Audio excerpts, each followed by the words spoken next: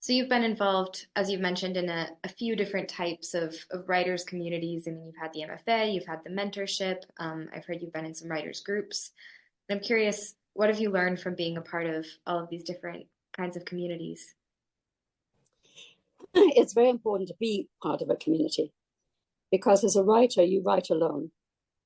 In that sense, it's a lonely profession, except that you need other pairs of eyes on your writing.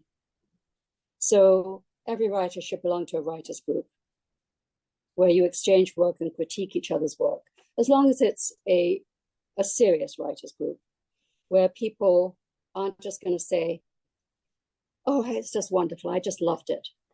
Mm-hmm. Well, that's not much good. Or there's always some bad apple say, God, it was awful. Didn't like that at all. Couldn't get into it. Well, that's not much good either. You need constructive criticism.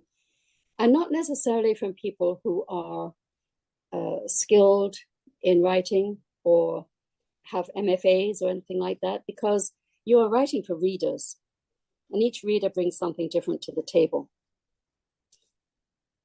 So writers groups are very important. And then the community you get from my MFA group, for example, 15 years ago, and yet I'm still in contact with many of my group.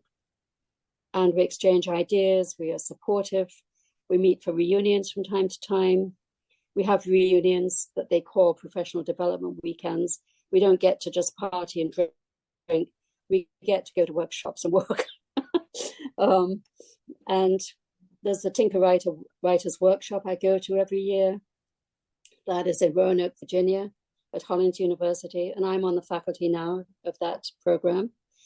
And that, again, is a very good community.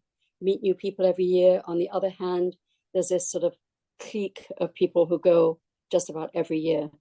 And so we are a support group too. And we're friends on Facebook and so on and so forth. So the writing community is tremendously useful and is critical